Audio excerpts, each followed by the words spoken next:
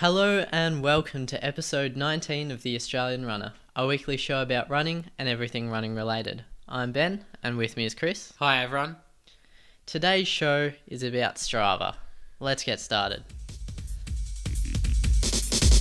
There are an absolute ton of apps out there for almost anything, so it's not really surprising that there's a whole genre of apps all about fitness. In a previous episode, we've spoken about smart watches and Garmin watches and Fitbits and all those sort of things. But today we wanted to focus on something that is more readily available to everyone if you've got a smartphone, which is basically everyone. Yeah. And that's Strava and those sort of apps for running or exercising. Yeah, they're just getting so big these days, and Strava would definitely be the biggest of them. I mean, there's so many athletes that I see on Strava when I go on it. I log my runs on there. I see many athletes do, and it's just such a good platform to show everyone what you're up to. Yeah, but that is a contentious issue amongst some people, which we'll get into a little bit later about competing or just training on your own. Yeah. But anyway, let's talk about what Strava is for those people who don't really know what it is. So basically, it was founded in 2009 in California, so it's 8 or 9 years old at this stage, and it's mainly used by cyclists and runners, so you can track your own activity. So it shows you your distance, it gives you a map of your route, it gives you how fast you were going, it can give you your heart rate if you've got a heart rate monitor set up, and your altitude, so how far you've gone uphill and downhill. So basically just absolute tons of metrics and stats. Yeah, so there's all those hardcore stats, but then there's things such as trophies, and people can segment courses and parts of running tracks and whatever. And as you run along it, your GPS tells you how fast you've done that, and then it relays it to a virtual leaderboard, so you can kind of compare everyone else who's ever run that course, and you can even compare personal bests, and it's a way of measuring if you're improving your running. And there's two different versions of Strava. There's a free version and there's a premium version. So what sort of stuff do you get in the premium version that you don't get in the free version? The premium version better tracks at the intensity that you're running at, and it combines heart rate, pace, to show you what intensity your run is at, and you're also able to access leaderboards and compare your performances a lot more in depth.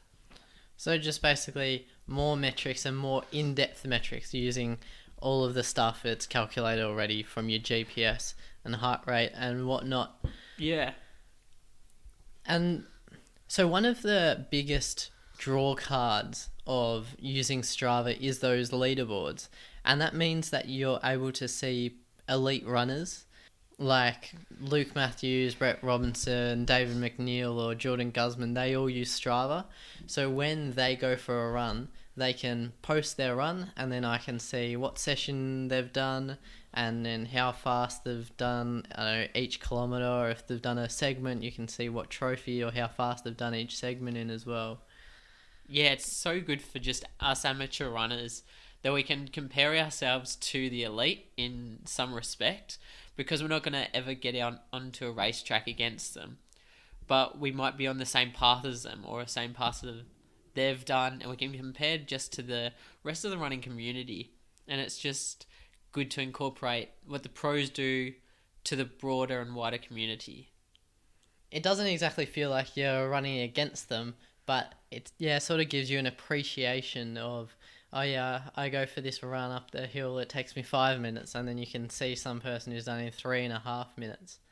It really gives you a really good appreciation for really how good some of these elite athletes are.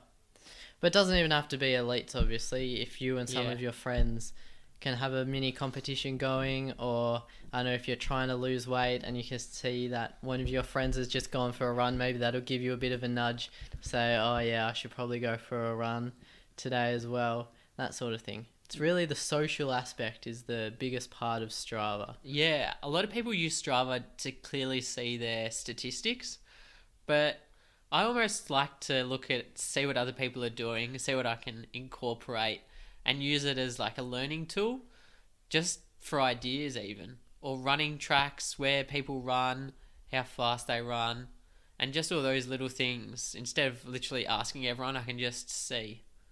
It's the Facebook of running. It's basically what it is. Definitely is. They're not the only ones in the market though. They've got some competitors. Yeah, that's right. So the biggest competitor is this Nike Plus running app.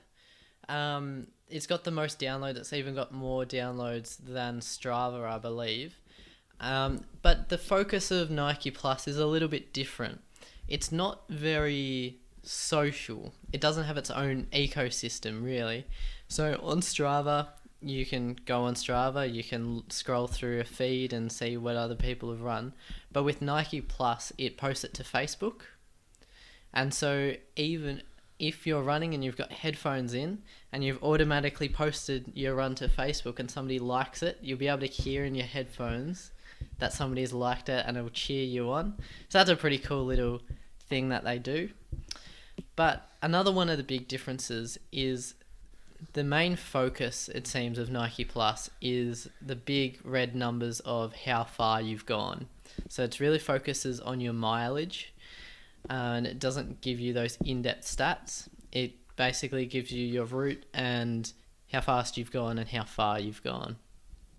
Another one was Garmin Connect, because when you upload your data from your Garmin watch to Garmin Connect, it also does a similar thing where you can have a network of people that you know, friend people, and you can see what they're doing.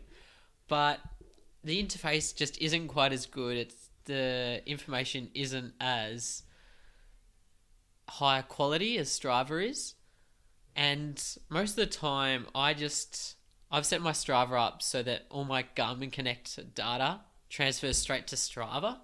So it's hardly a competitor if a lot of people use the Garmin watch in the first place while they're running. It seems like Garmin is to Strava what Google Plus is to Facebook. Sure, it's there. Technically, there are people on it, but realistically, you're much better going for Strava if you want that communal aspect. Yeah, and with Strava, most people just use their running watch, their Garmin running watch, and that's where they get their data from. Yeah, so they're not even getting it from the app. They're just downloading or uploading, should I say, the data that they've collected already. Yeah, because it saves you running with your phone. Yeah, which is something that I generally don't like to do. Yes, always weighs you down, doesn't it? Yeah, and it's just uncomfortable in the hand. One of the other competitors, slightly different, is Map My Fitness Range. So they do Map My Run and Map My Ride. And what you have to do is plug where you ran. It'll tell you what the distance was, how many calories you burnt, similar things, but you have to plug it into the system yourself. So it's a good way to track your progress, like Strava, but it doesn't have that social connections. Yeah, and it's more manual. You do it after the fact, right? You do, yes. Less automatic. Okay, so those are some of the competitors. We've spoken about some of the advantages of Strava, mainly the pretty in-depth stats, being able to see what other people have done. But there is some, not quite controversy, that's a bit too far, but there's some people in the running community who don't think possibly it's the best thing that's ever happened to the running community. One of the disadvantages is that everyone can see what you're doing, and so you could be giving away your competitive advantage. If competitors see that you're plugging kilometre after kilometre, mile after mile, they'll start doing the same thing, and they might just catch up to you when you actually meet in a formal race, in a formal context. So that's always a slight worry. Yeah, a slight worry maybe for elite athletes who've got some pride on the line or maybe some prize money as well. But for most regular people, the vast majority of users, that's really not much of an issue with terms of training. But one of the other things is, like we've spoken about with the trophies with the different segments, We've said that Strava is for cycling and for running, but it means that some people who've cycled may have accidentally or on purpose clicked the "I'm actually running" button. So it means that you'll have a stretch with an unrealistically unattainable best because the person was riding their bike down a hill at 65k an hour. And you just can't beat that. So I think they're pretty good at figuring it out, but there's Yeah. only so much they can do. Yeah, there's one thing you can do with that is you can tell Strava and they'll reassess. But some of them, when they're just like slightly faster than a run, it's just hard for them to tell. So there's always that grey area. Are you actually the fastest on that segment? Maybe not. Who knows? Some final thoughts is I think Strava has basically managed to do what Fitbit was trying to do, which is try and get lots of people sort of enthusiastic about running and sort of trying to do more and more. Or not just running, just any sort of exercise. Because I think with Fitbit, people after a little while have realised it's basically just a pedometer and a heart rate monitor, and there's limited interaction with other people. Whereas with Strava, they've managed to take everything, all the stats and metrics that they've collected, and really put them into one place where people can go, share their activities, look at other people's activities, give it a like. Kudos. Give it Kudos on the Strava community. give it a kudos on the Strava, and yeah, just inspire other people to run and enjoy their running as well.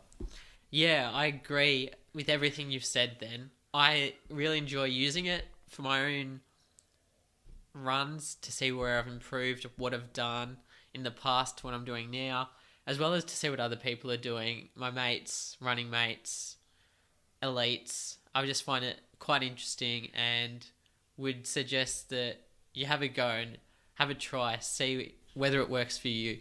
Yeah, so those are some of our final thoughts. We basically think it's a pretty good app. So that's it for the first part of the show. We hope you found that useful. And now I'll give it to Chris for the week's running news.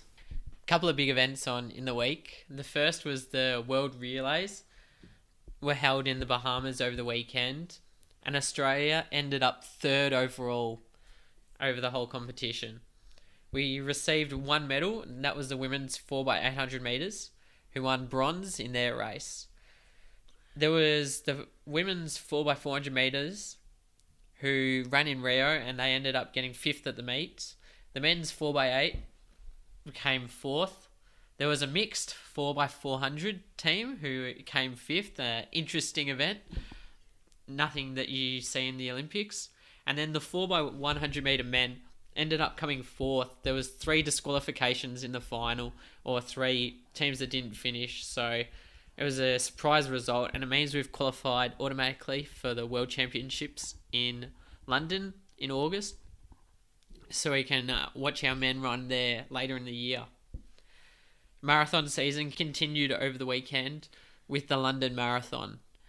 It was an interesting race with Mary Keitany winning the women's race in 2 hours 17, and great results by the Australians with Lisa Waitman 5th and Jess Trengrove 10th. Both ran PBs.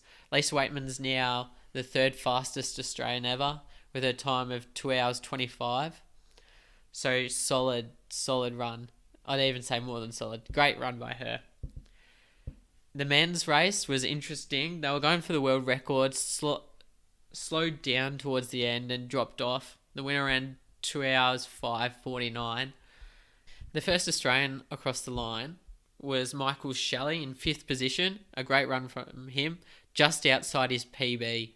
One interesting thing to happen over the race was that the first British man home in 2 hours 14:49 ran from the mass start. And for those that don't know, the elite men go, and then straight after there are the mass start, where everyone else, the thousands of competitors, run. And he actually ran through some of the elite field and finished in front all of the elite British athletes to be the first Brit home. So it was outstanding and very interesting result. Also on the weekend, there was the Hamburg Marathon. Sergei Makonnen won the men's in 2 hours 7:26, and Brad Milosevic from Australia ran 2 hours 16:24. That also qualifies him for the World Championships later in the year. So we've got a couple of men qualified now, and it'll be interesting to see who Australia chooses to send. And that's the news for this week. Thanks for that, Chris, and that's it for the show this week. Thank you everyone for listening. You can find us on iTunes and YouTube as The Australian Runner. Check us out on Facebook and Instagram, or head to www.theaustralianrunner.com. See you next week. See you then.